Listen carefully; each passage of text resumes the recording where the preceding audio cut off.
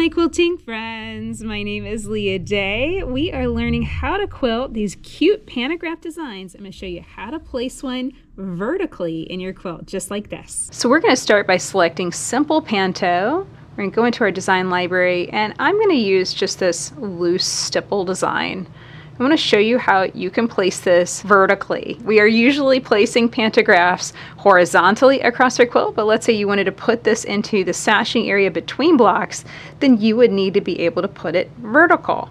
So I'm going to dial this down to 1.5 inches wide, and this is the major difference between QMX Foundations and QCT, and you have the choice of that if you're quilting on a little rebel.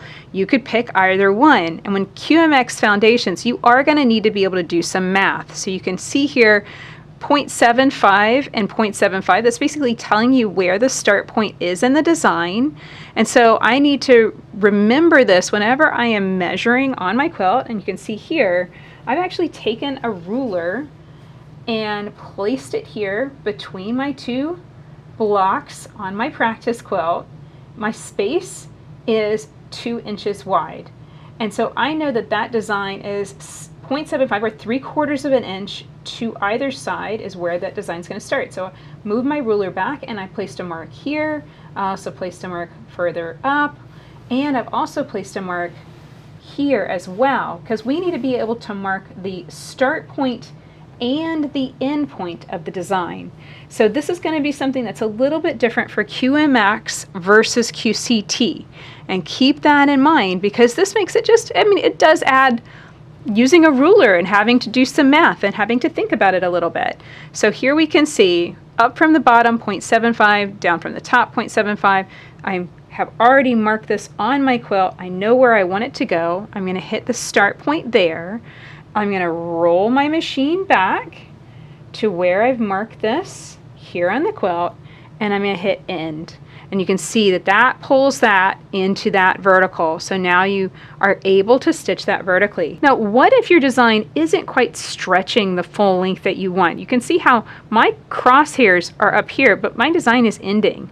So what if I needed that to extend further? I would just roll my machine further back into the batting area, and then I would hit that end point, and I would try and get the design to extend.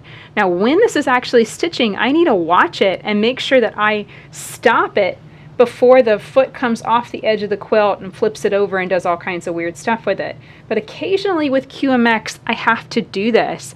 I have to actually take the design and extend it longer than I need in order for it to fully fill my space. And I'll show you what I mean as we get started. So here I'm going to hit next again. We're going to hit move to start. It'll always ask you if your needle is up, just to double check. You say yes. Once I move to start, that's when I needle down and needle back up again.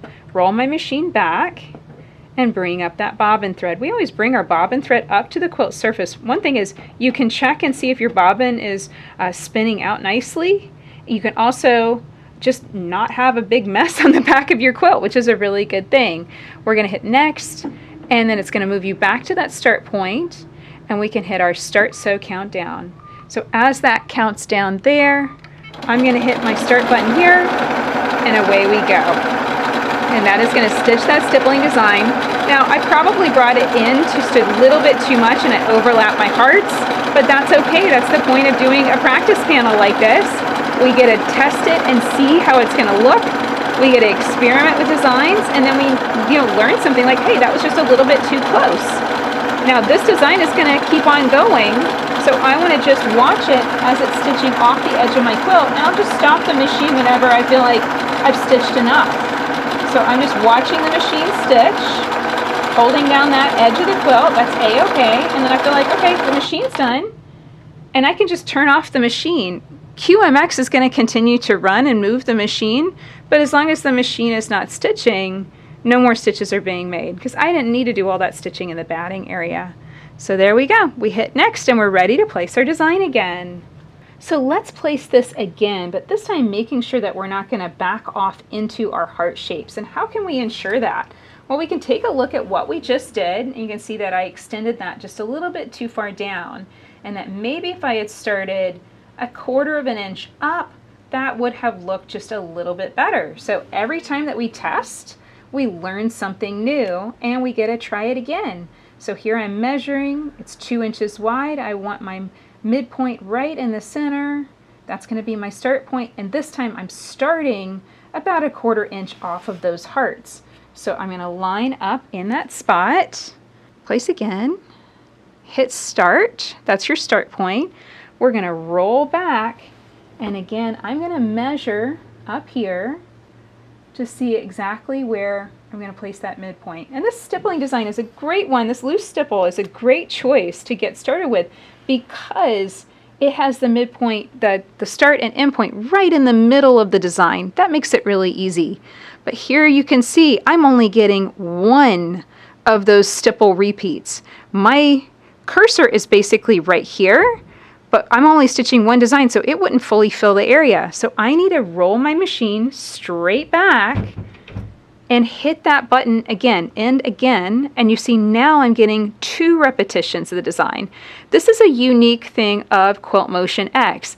The aspect ratio of these designs is fixed. And because of that, every once in a while, you're going to have to take your design and extend it further into the batting area. This makes it very important to load your quilt where you have extra batting on the sides and to the top and bottom, just in case you need to do this. I'm going to hit move to start. It's going to ask you about your needle, and then I'll needle down, needle back up again, bring my bobbin thread up to the surface, and then we will hit next, make sure it's up again, and we'll hit that start sew countdown. 2, 1. There we go. I think I hit that just a little bit too soon. I might have a little bit of a knot right there, but that's okay. Sometimes we can jump the gun, and I'd almost rather have a few extra stitches at the beginning than have, you know, bigger stitches, right? So that's a-okay. All of this is a learning process as you're getting used to QMX. And understand that just taking some time and stitching out on a panel like this is going to really be a great investment in your time and learning how to do this. Okay, we've about stitched off the edge of this, so I'm just going to hit stop, and we're done. It's stitched out that quick and simple. So that is how to place vertical designs using QMX. Come and learn more about QMX at leahday.com/QMX. Until next time, let's go quilt.